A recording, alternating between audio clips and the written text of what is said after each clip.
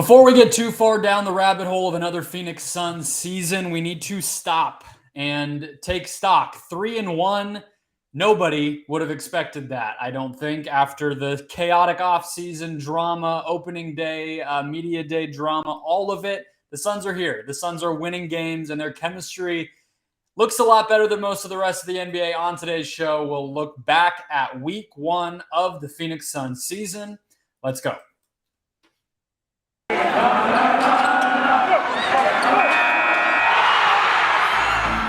You are Locked On Suns, your daily Phoenix Suns podcast, part of the Locked On Podcast Network, your team every day.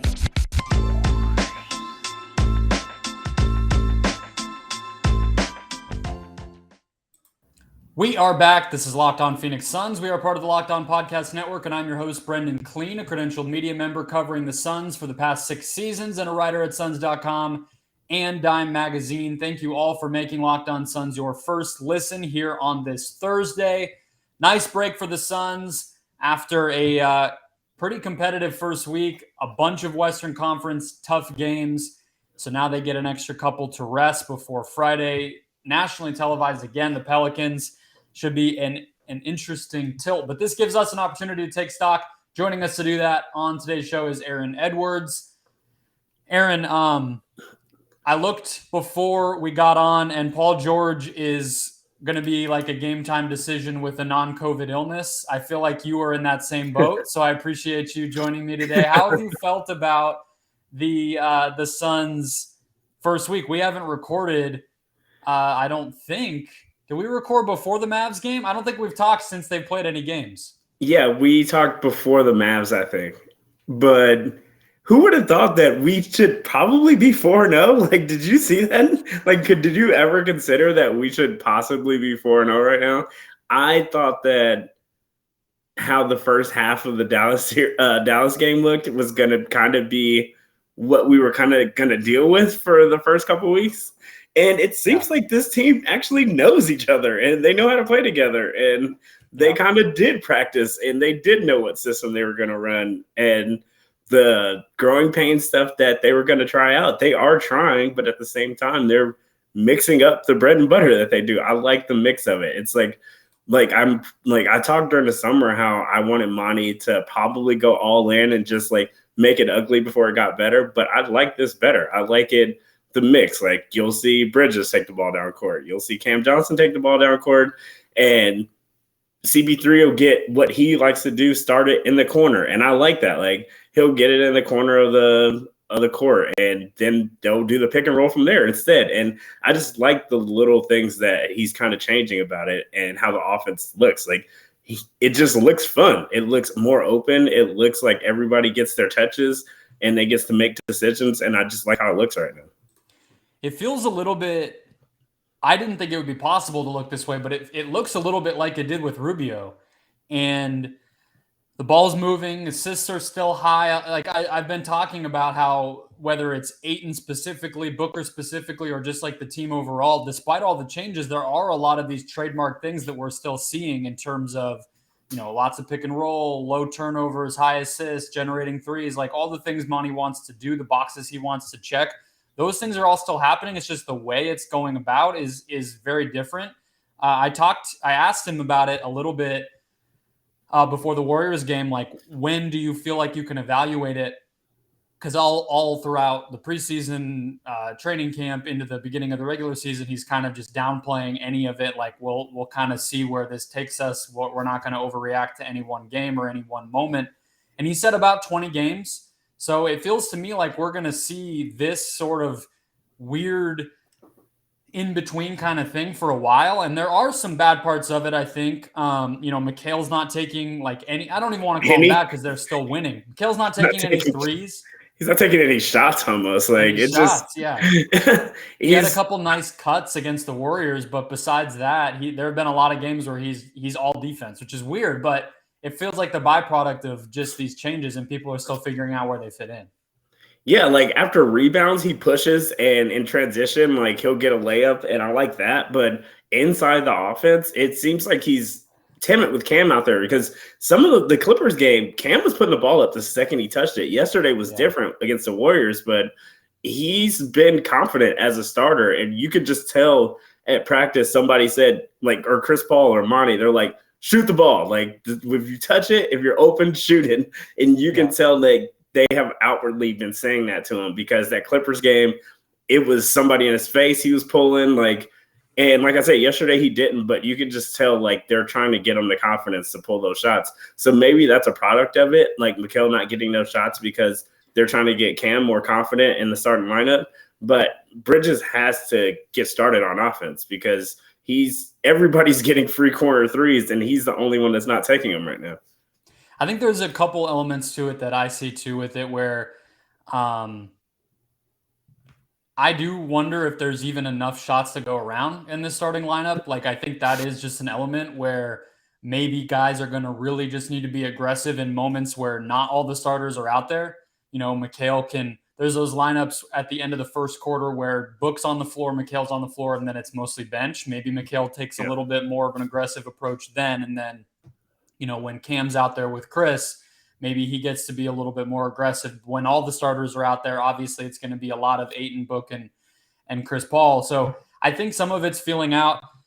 I think some of it's how much energy he has to expend on defense. I think there is something that's fair to that. It's not an easy task. I think he's doing even a little bit more with Crowder not there.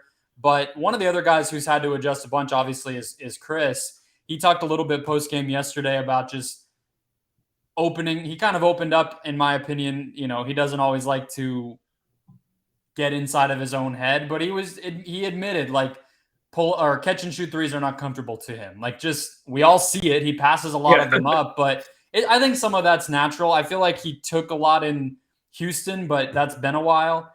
How have you liked his adjustment? Because all throughout the preseason, you and I were talking about, like, he's going to need to be the guy that sacrifices. If DA is going to get going, it's going to have to be a little bit at the expense of Chris. And so far, he seems committed to it. Yeah, I liked it. Like I said, I like the mix of what Monty's doing. Like, if we do, like, the second we go stagnant running the offense and, like, we're getting open corner threes, and I think I tweeted during the Clippers game, I was like, I don't think Chris Paul has ever had this many open threes in his life. And he was maybe like 1 for 7. So you can tell he's obviously not comfortable with that yet. But he's a Hall of Famer. That'll come to him. Getting an open shot is not a nightmare for anybody once you finally get used to it. Yeah, Monty got asked post-game no shots at anyone who asked this if they hear this, but it was just funny because he got asked, like, do you think it helps Chris to see a few go through on a night like this against the Warriors? And Monty was like, I mean, sure, but the dude's been playing for 20 years. He's a Hall of Famer. He doesn't need confidence. Like, that's not the problem here. Yeah, like, he's like, those open threes are gonna start falling. Like, I just like that he's getting them. I like that the offense is working towards people can't find him. They're not used to him not running the offense and setting screens and getting to the corner. Like, I like that it's confusing defenses right now because now we know we can run that consistently. And then when we go on our usual scoring droughts every once in a while, Monty can just say, go be Chris Paul for 2-3 minutes and go run a pick and roll, go run a high pick and roll with Ayton, and just get into the lane and find the open man, go get a bucket. Like, I like that that's not the offense now. I like that we can run our offense, and if the offense gets stagnant or if we're just missing too many open shots or something like that, Chris Paul gets to be asked to just go be Chris Paul, and we can get a bucket that way. Yeah, it was good to see him do that against the Warriors. That would have been the one thing I had been holding out on. Like, I wasn't panicked about the way Chris started the season because everything but the shot was really the same. But it was good to see him against Golden State just take advantage of some mismatches, get into a little bit of a rhythm, take some of those twos, make some of those twos. And, you know, he's still high assist, low turnover, you know, chipping in on defense and rebounding here and there when he can and running the offense capably. So those flurries of shots is just kind of that last ingredient. Do I think he'll be as good as he was at his best last year? TBD, but it doesn't look like he's falling off in any big way. I have to let you, before we end this segment, the other big difference has been Jock Landale at the backup center spot. You're fully praying at the knees of Jock. You are I don't know, converted to his religion. I'm not sure how far this is going to go. I'm a little more skeptical, but I will give you the floor here. I think like the main thing you can just say to that is campaign. You've been saying it all summer. He hated the space that JaVale McGee gave him. Like it was just terrible for him. There were bigs every time he tried to get into the lane and he could do nothing with it. You can just tell how happy he is with Jock there. Like the shots aren't falling for him right now, but he's gonna keep you honest once they start falling. And he pulls up so confidently. There's no hesitation like, oh, should I pass it out? Or like he pulls up the second it kind of touches his hand sometimes. And I think having a big that can stretch like that, who's also a great rebounder, like the defense in space is probably going to be hard, but that's why Torrey Craig is out there with him. I just think that once those shots start falling in the offense and campaign, like with all my issues with him, he's quick and he can get to the bucket if it's not crowded in there. And if you have a center that can hit the three and who's confident and who can rebound, and he's a great passer on doubles, especially in mismatches. Because Monty, I'll give him that. Like, if you try to go small, he will stay big, and he's going to punish you that way. Like, he does not care. And, in him and Ayton, no matter if you go small or not, he realizes, like, hey, you going small, I'm going down there. And that happened against the Warriors, I think, in the third quarter. He was like, you're going to go small and put, I think it was Moody on him or something. And he was like, all right, I'm getting a bucket this way. And I just like that he's confident both outside and inside. And that's going to be big later on, especially when his shots start falling, because he pulls up like he expects him to fall. He shoots, and it was a big, I think a big step probably for his confidence, but also just for all of us to see, for the coaching staff to see, for the teammates to see that he could be capable in those same types of situations the same way that Ayton is. Like, we have to remember, we're not all just getting surprised by Jock. Like, this is not how he's played ever in his NBA career. Like, in Australia, I think I maybe watched one or two of the Olympic Games with him. I remembered the name. I remembered seeing him. I don't think I expected this. People have said that they did see this from him overseas. I don't know. But this is him proving himself too, right? Like, hey, if even somebody as good as Andrew Wiggins is down there, I'm going to seal and I can score. And I think that was a big moment to just be able to prove it. I did want to go back to Chris real quick. This is actually the most catch and shoots. It's only through four games, but of his career. Even in Houston, he was only shooting like one a game, which is very different than how I remembered it. So it's very different. I thought it was crazy, at least right? like he two only or shot three. one a game, both of his Houston years, and he was shooting like 5 or 6 pull-up threes per game. He did that in spite of Harden, I think. I think he hated Harden so much he wouldn't shoot them. Because that's the only way I would consider it.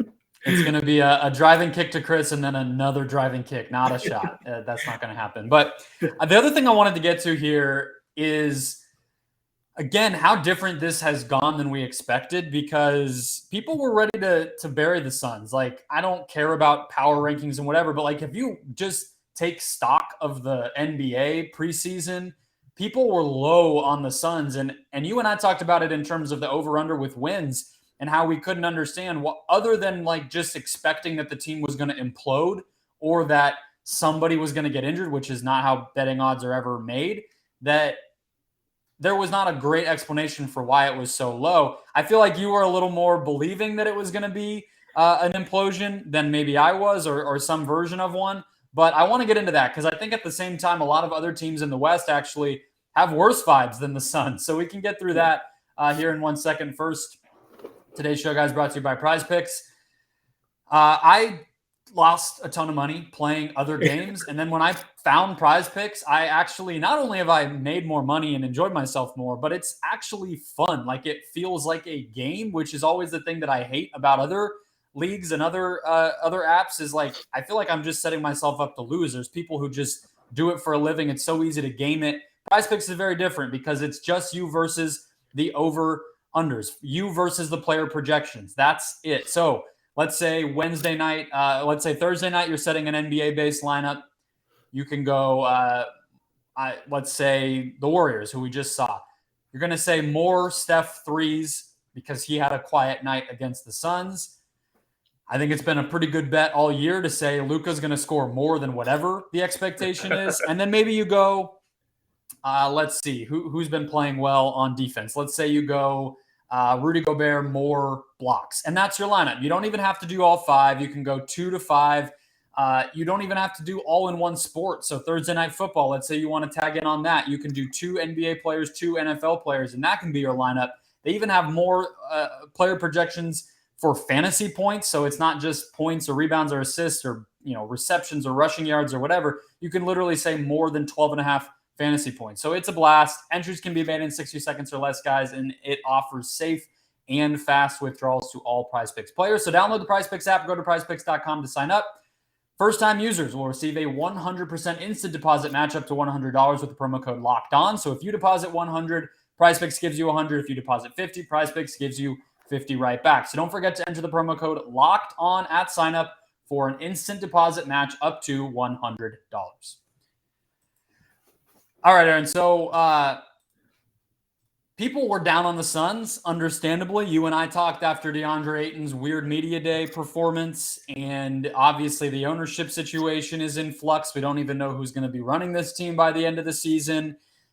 Kevin Durant did not become a Phoenix Sun, you might have heard. And so heading into the year, I think people were understandably down. Then you get Cam Johnson not getting an extension. It feels like another punch in the face right as the season is getting going. And then what do the Suns do? Basically what they've always done. Last year's ownership crap, different injuries, different playoff moments. Chris Paul getting his arm ripped out of its socket in the playoffs, and then they just keep winning games. And they've done that again, 3-1 to start the year, difficult schedule. Meanwhile, a bunch of other teams in the West who we thought might be great don't look to be that. And the Suns are right here in the middle of it. Does that surprise you? It feels like we're only 4 games in, but it could not be more opposite of what people thought heading in. Yeah, I think we've always said our starters were top notch, and yeah, they were probably going to have growing pains, but we still ended up having one of the top 5 3-point shooters in the league last year before he got injured. Mikal Bridges, Defensive Player of the Year candidate. Booker, All NBA. Chris Paul, a Hall of Famer. Ayton, one of the best big men in the league. So our offense and starting lineup was never going to be the issue. They were really struggling toward the end, but I wouldn't say we got that figured out now, but I think we were just too one-dimensional. And it was just the bench. Everybody knew our bench was bad, and they have just really played over everybody's expectations. I think the Landale thing, I think campaign I think he's leading our team in PER right now, which is insane. Torrey Craig hasn't been terrible. I think we lost a starter. He's sitting at home, and he's in Georgia Tech's gym. Did you not see the update? He posted to let us know where he is. He's working. Yeah, I think that was one of the parts too, is we lost the starter. He didn't come back, and we have to figure out where that defense or those points were coming from. The points were never going to be the issue, but we still have to figure out how to fit a dude when our defense on our starting lineup was just a well-oiled machine. Everybody knew their job. We knew what we were running, all that. So I think everybody just thought that we were going to be learning for the first month of the season. Yeah. But it seems like these dudes just know each other already. And Monty is still a really good coach. So I think that's probably where the two sides came from. It was are the Suns going to learn each other, or are they still this well machine that can still get you 55, 60 wins? And I think we're kind of figuring out that right now. No, I think that's a great point. It wasn't just the drama. It was also the roster. And I think it's still an open question. I'm not willing to say we're all good to go. No more moves for the Suns all season. I think we're all expecting Crowder to turn into something. We're all expecting they'll be there at the deadline. I don't know if a superstar becomes available, but I would guess they'll at least consider that, depending on what their record looks like when that guy maybe becomes available. But coaching is where I look at. I think you cannot say enough about how they've been able to make it work, whether it's staggering Booker and Paul so well, where basically one of those guys is always on the floor. Campaign getting a little bit of a jump from getting to play with Booker, getting to play off the ball a little more, having to do less. Craig's making shots. Landale's helping things out. Lee has just been seamless. So Lee has really been the guy to step in where Crowder is out. I want to talk about Crowder.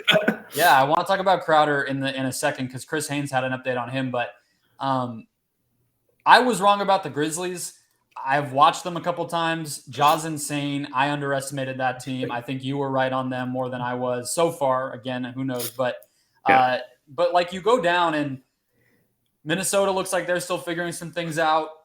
Denver, Jamal Murray just does not look good, which is fine. He has all the season to get it figured out. I tweeted it. I was like, you can just tell he's a dude that doesn't know how to be in the NBA right now. It's been a while, and even his shots, like he was one of those book elevators on his jumper, and he's just not elevating.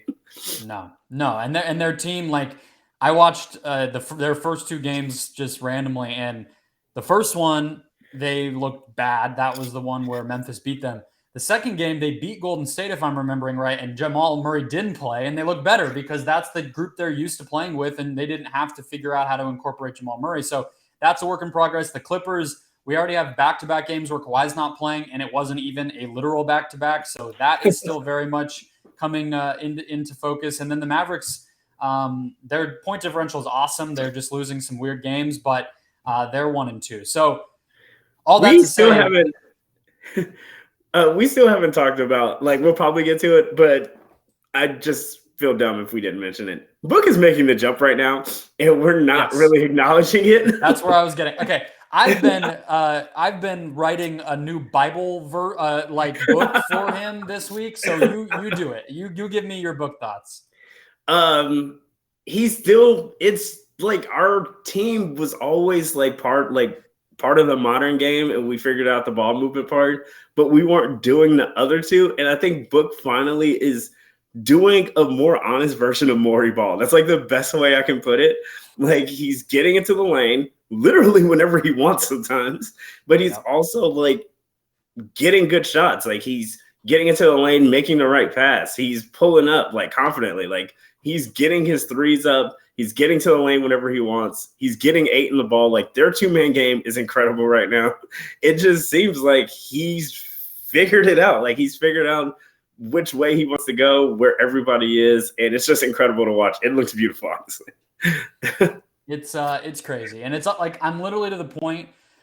I fully converted to Bookism like the Rubio season, and ever since that point, like when he gets on tears like this. I know it's our job. We do this podcast, but I almost try not to talk about it too much because I get nervous. Not about injuries. I'm not worried I'm going to jinx that, but I'm almost just sort of like, let's just all appreciate it and watch it happen. Like I don't even want to address it. Like it's almost like, when a little kid like starts to walk and everybody just like, shut up. Like just let it happen. It feels like that where it's like, he's doing it. Just don't even draw any attention. Just let it happen. But you're totally right. I mean, he's the reason. Yeah. I said a thing to Tyler. I think I said it on the pod where Tyler, Parker messaged me and he was just like, I'm writing a thing. What's your favorite thing about Book? And I said about like the speed that he plays at, and he's just never in a hurry. He's somehow less in a hurry right now. And he's still dropping 30 points a game.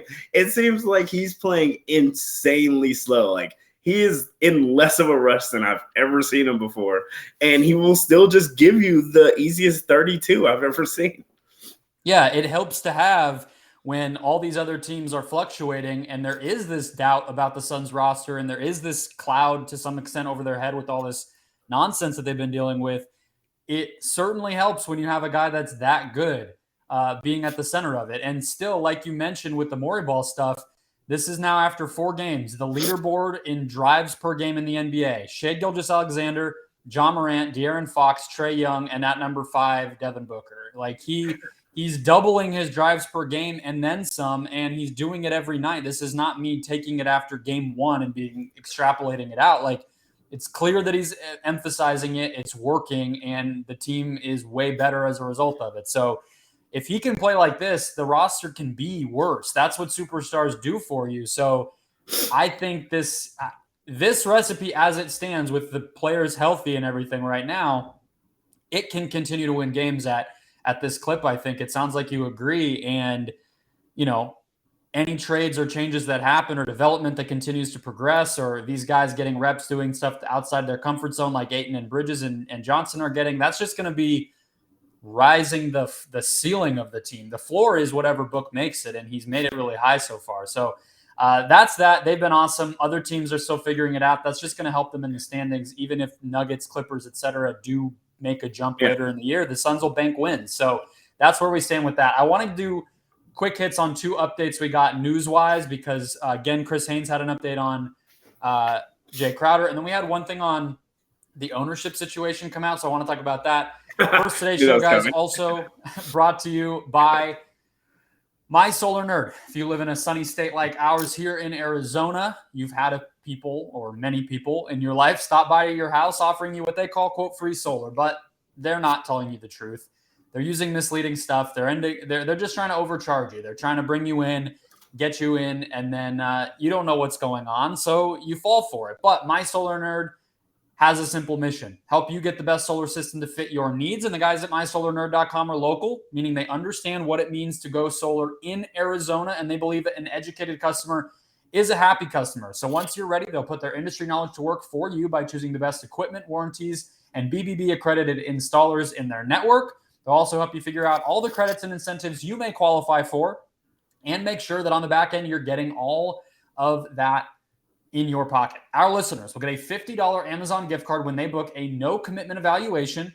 When you book a no commitment evaluation, and this promotion, once again, only for Locked On listeners and only for homeowners. No apartment complex solar panels, unfortunately. But if that sounds like you, visit mysolarnerd.com, select Locked On in the How'd You Hear About Us section, and make the switch to solar on your terms. Start your research process today by visiting mysolarnerd.com and show Locked On some love by letting them know we sent you. Folks, going solar does not need to be complicated, and mysolarnerd.com makes it easy.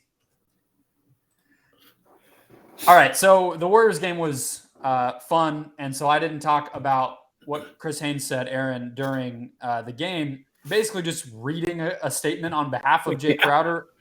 Jae Crowder had time to make himself a puff piece video on Instagram. I'm not sure why he couldn't just post this as a Notes app screenshot. Do you understand that part of it before we actually talk about what he said?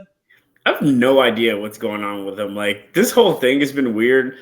Yeah, like, we're going to get into it. So, yeah, let's just go. So what he said is, he basically said, I want to set I'll have more to say soon, I think was the wording. But I want to set the record straight. I'm paraphrasing. That starting or not starting, my role in the rotation was not the problem. So I tweeted this, Aaron. To me, that says, well, I'll say one of 3 things. I didn't want to get into this on Twitter, but I'll add a third on this one. So number 1 is it was just about the extension, which would totally make sense. That's the most likely. Number 2 is it definitely was about starting, but then he's realizing that if he's going to go to Boston or Memphis, he's not going to start. Or wherever, he's not going to start, right? And we've talked about a lot of those options already on the show, where it's Atlanta being another one. Like, he's not going to start in those spots. Or number 3, I thought there might just be some insane thing going on behind the scenes that we're just not ready for. And like, I think you kind of have to at least account for that just with how weird it's all been. I mean, Jake Fisher writes this whole piece on Yahoo where he's basically saying, like, I've been hearing for months that nobody in the NBA understands why the Suns handled it this way. So I don't think that's likely, but I do think there's a small part of me that's like, maybe this is something super crazy. And it's like Torrey Craig punched him in the face. I mean, I'm just making stuff up. I don't think Torrey Craig's the type of guy to do that. But if anything crazy came out, I wouldn't be so surprised at this point. But no version of those options outside of I just wanted money makes a lot of sense to me. I'm very confused by what's going on.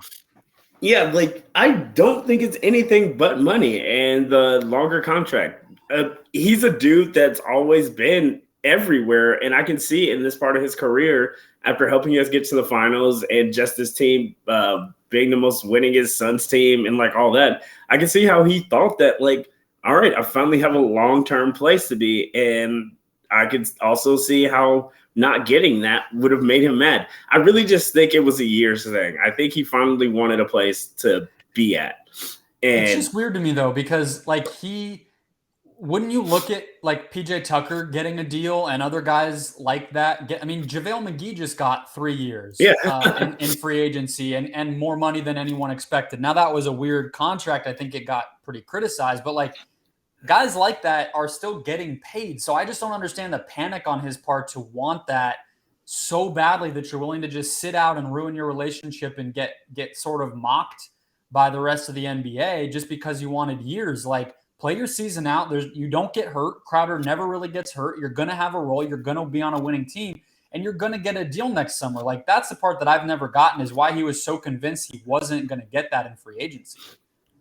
Yeah, like, only other thing I could say, like, he is on 1 year, so maybe it was the summer stuff. Maybe it was getting talked about being traded for a whole summer, or maybe it was getting told that you weren't going to get paid and then hearing that your team was trying to trade you. But I don't really see, like, why he would have handled it like this. It just doesn't make any sense. Yeah. Even if you would have waited it out and just played the games, we were probably going to trade you anyway. Like, I don't see why not playing basketball and being with dudes that you maybe like maybe that's an issue.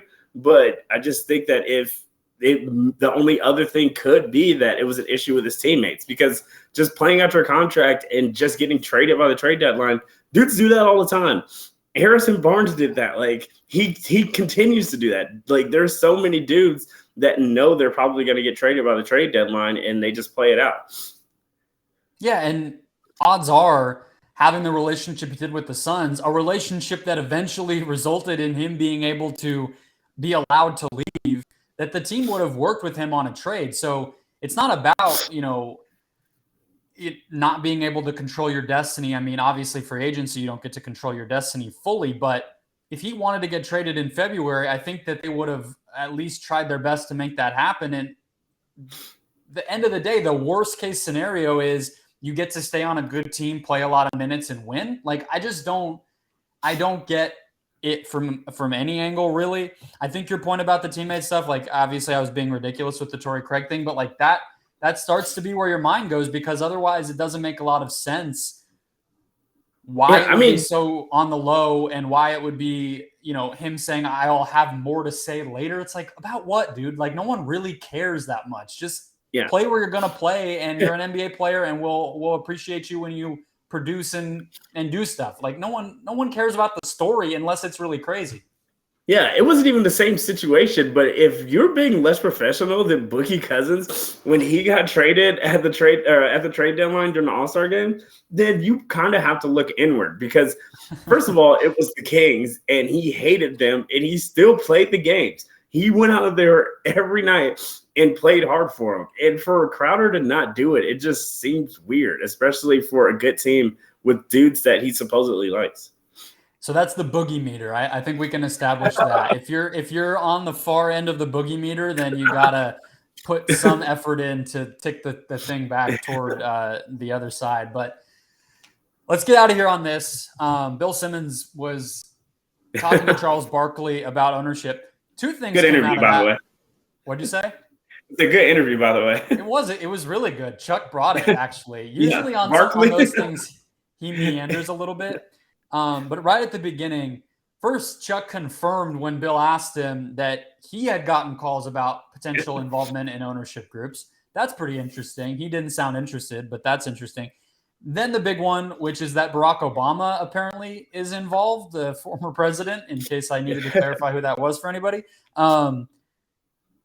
Does this feel real to you, or is this Bill Simmons knowing he has something juicy and just saying it?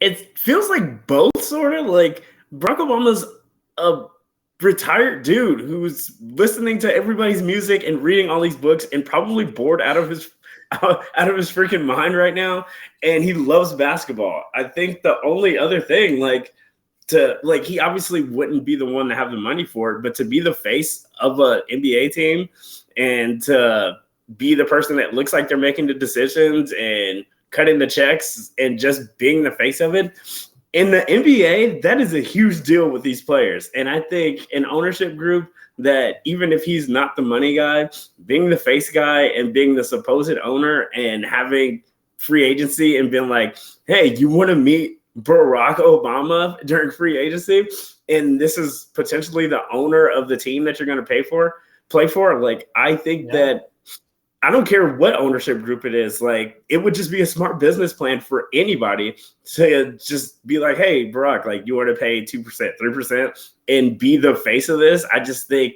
just the sell in general would just be smart. It makes all the sense in the world why another rich person who wants to buy the team would want to bring in Obama. It's sort of weird, we're not going to have a political conversation about his legacy or whatever, but like just having such a young ex-president is weird in its own way, where like all of a sudden he's doing a podcast with Bruce Springsteen and whatnot. And like just being such a young guy when he became president, you just have all this time afterward. But so it would feel weird to have an ex-president, especially one who was so famous and so big of a deal as Obama was, to just be like at the owners' meetings, like glad handing a bunch of like guys who own like restaurant chains and whatnot. But it wouldn't be the craziest thing in the world. He only is worth $70 million. So in that way, like the amount of money he would be investing would be really, really tiny. Like I said, it would essentially be a mascot sort of thing. Yeah. A mascot as an owner. Exactly. But it's like just visual wise, like politics to the side, like legacy to the side, no matter how you feel about them. Just in the NBA, with let's just say the percentage of black people that play in the NBA, it just means something. Like this. And how many of them have relationships with Obama? Like it's not even just the fact that he's like the first black president. He's a president who also has relationships with these dudes. He was on the calls with them during the bubble about how to be activists and how to engage and do this and that. Like you're right. He brings clout not just because of what he symbolized politically, but his involvement with sports, his interest in basketball, his relationship after he's left office with these guys. So it would make all the sense in the world. I guess I'm kind of out of believe it when I'll see it kind of place. The question I think it came so out of nowhere. It's just weird. Yeah. Like we were naming so many people and we just never considered something like this. Because he's not rich. I know. But we didn't consider the whole mascot part, like be the face of this sort of thing. Michael Jordan doesn't own that much of that team, but he's there. And it's the team that Michael Jordan is a part of. Like that's how it goes. I mean, Michael Jordan is richer than Obama, obviously, but it just kind of, the face kind of carries a lot more. I mean, that team has been awful, but they're not in Phoenix. They're not like in the stuff. Like, I just think that being in Phoenix and just being a part of something like that is just a lot bigger. Yeah. And Bill Simmons basically said it on the show. Like the NBA doesn't really want to do stuff like that anymore. That's a point that I made when Sarver first announced he was leaving is everybody who's bought a team in the past few years buys at least 50%. Like they do not do that anymore to avoid situations like Sarver where this crazy guy is making huge decisions for, 24 people who own the team. But he admitted, like, obviously if it's Obama, the calculus on that starts to change. So we'll see. How mad will Bulls fans be if this happens was my question. I mean, they hate their owners, and Obama's from Chicago, and he comes to Phoenix of all places to own a team. That would be hilarious to me. Like I said, they'd probably be used to it. Jordan does not acknowledge them. It's like it never happened. Pippen shows up every once in a while. It's like it never happened. And that's pretty much kind of what we are too. Like our stars don't come back. I mean, it's not Jordan. KJ was there on Tuesday. All right, let's not do this. But I just mean, like, their stars essentially don't come back. Like, the biggest part of the 10 years of their life for their team, those guys don't come back. And I think that if they can handle that, then they can handle Obama not owning their team. But like I said, that could be us one day. I just mean, if we can start mending some of these relationships, and we talked about that before, then just having history and dudes that come back would just be a lot bigger because nobody wants to be the Bulls. It's kind of depressing how much their guys don't come back. Yeah, it is. It's a bummer. I mean, I guess Dennis Rodman probably would, but I'm not sure if they want him, and the rest of the guys don't really do it. You did call it, though, with the minute Sarver excuses himself, they do a 90s night, and they brought everybody, or they started the process of bringing everybody back. Starting with Kevin Johnson, which, again, we can save that conversation for a different day. Personally, I feel like Dan Marley lives here, so, like, could he have not been number one? I don't know. But that'll do it for today's show, guys. grab bag of stuff. The silly season and drama around this team is not going to end, so we'll have some fun. But man, this team is winning. So that'll wrap us up. Hit subscribe, hit follow. We're on Apple, Spotify, YouTube, everywhere. Do not miss a show. Games on Friday and Sunday, so we'll recap those Monday, and it should be a blast. In the meantime, go make Locked On NBA your second listen to catch up on everything else going on around the league. Sorry about my